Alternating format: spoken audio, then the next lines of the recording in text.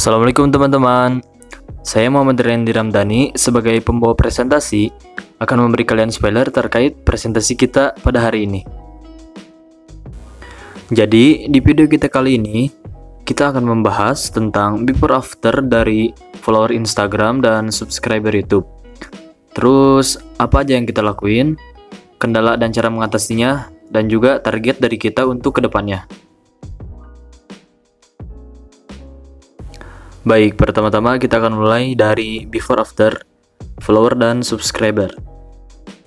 Oke, di sini kita bisa lihat ya, baik itu YouTube maupun Instagram, dalam 1 minggu terakhir memiliki kenaikan sebanyak 1 subscriber dan 1 follower. Di channel YouTube yang tadinya memiliki 13 subscriber dan sekarang memiliki 14 subscriber. Dan untuk Instagram yang tadinya memiliki 52 pengikut, untuk sekarang memiliki 53 pengikut. Oke, jadi untuk teman-teman yang belum subscribe maupun belum follow ya, dan subscribe juga jangan lupa.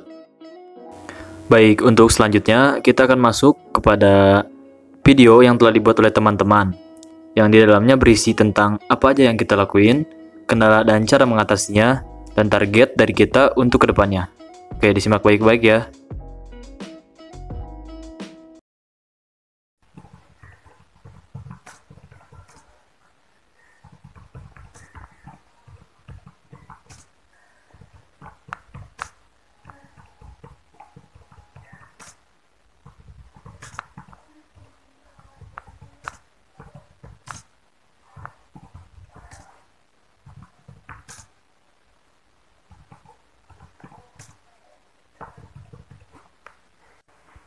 Hai, saya Siti Fatimah Zahra, saya penulis di Penegak Hukum. Kalau ditanya apakah saya mengalami kendala saat saya mengerjakan proyek, saya akan menjawab iya. Namun, itu hanya kendala kecil yang saya alami, yaitu terkendala dengan sinyal. Halo semua, saya Ratu Nazila Putri Indriani. Tugas saya di kelompok penegak hukum yaitu sebagai admin penulis. Tugas saya merangkum artikel, membuat laporan, dan memberi beberapa materi kepada penulis agar lebih mudah untuk menulis artikel. Sejauh ini kendala saya hanya di sinyal yang kadang susah sehingga sulit untuk mencari bahan materi dan membuka artikel untuk dirangkum. Selanjutnya, artikel dari kelompok penegak hukum mengalami perubahan yang cukup baik, tetapi plagiarismenya masih naik turun dan perlu ditingkatkan lagi. Tapi secara keseluruhan, artikel sudah layak untuk dibaca dan memiliki tingkat keunikan yang cukup tinggi. Semoga kedepannya kualitas artikel menjadi semakin baik dan tingkat pembacanya juga naik.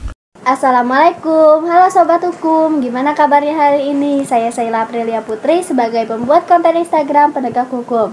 Selama saya membuat konten, ada beberapa kendala yang saya rasakan, seperti terkadang jaringannya kurang bagus dan terkadang juga laptopnya error, sehingga telat membuat konten. Itu saja kendala yang saya rasakan untuk saat ini.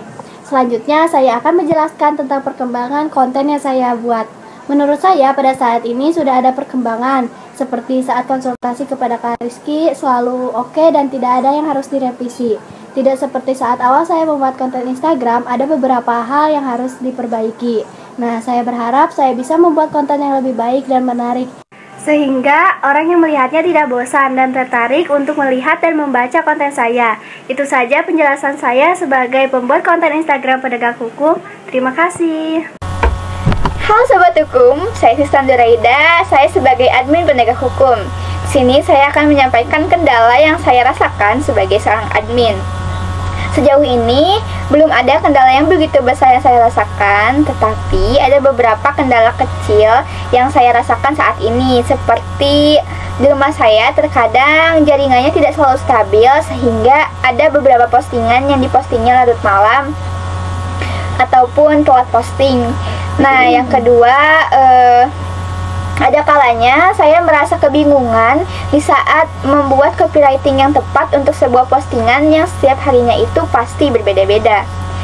Hanya itu sih kendala yang saya rasakan saat ini. Selanjutnya, saya akan menyampaikan perkembangan dari akun Penegak Hukum. Akun Penegak Hukum ini sekarang sudah mencapai 53 followers dengan 20 orang yang telah kami ikuti.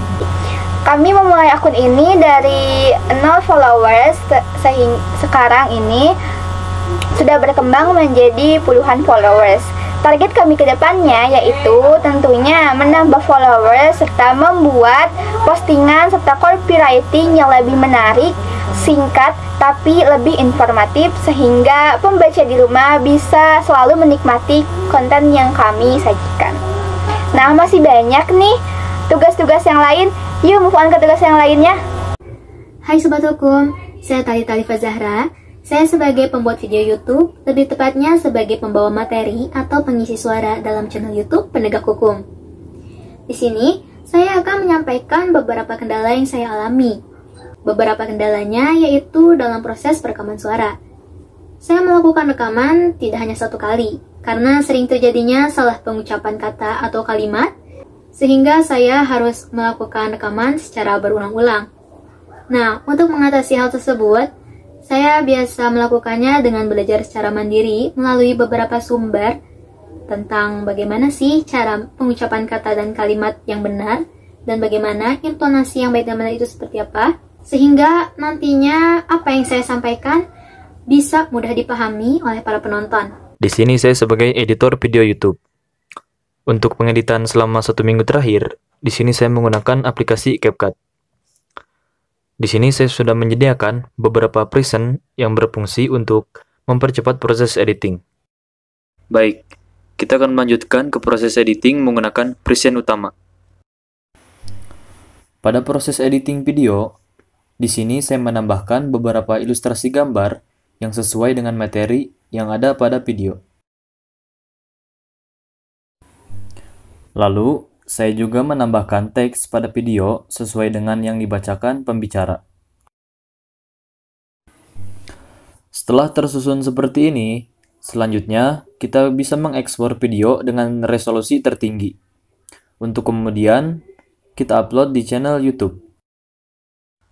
Saat proses upload, di sini saya menambahkan seperti judul, deskripsi, lalu thumbnail video, elemen video, dan tentunya tidak ada copyright. Oke, setelah selesai, kita bisa langsung publikasikan videonya. Untuk kendala yang saya miliki sebagai editor adalah terletak pada perangkat yang saya gunakan. Karena saya menggunakan perangkat model lama, dan dengan penyimpanan yang terbatas, jadinya saat proses editing sering terjadi lagging dan HP cepat panas. Untuk mengatasinya, saya harus berhenti sejenak agar perangkat yang saya gunakan tidak terlalu panas. Dan hal itu juga yang menyebabkan proses editing memakan waktu yang banyak.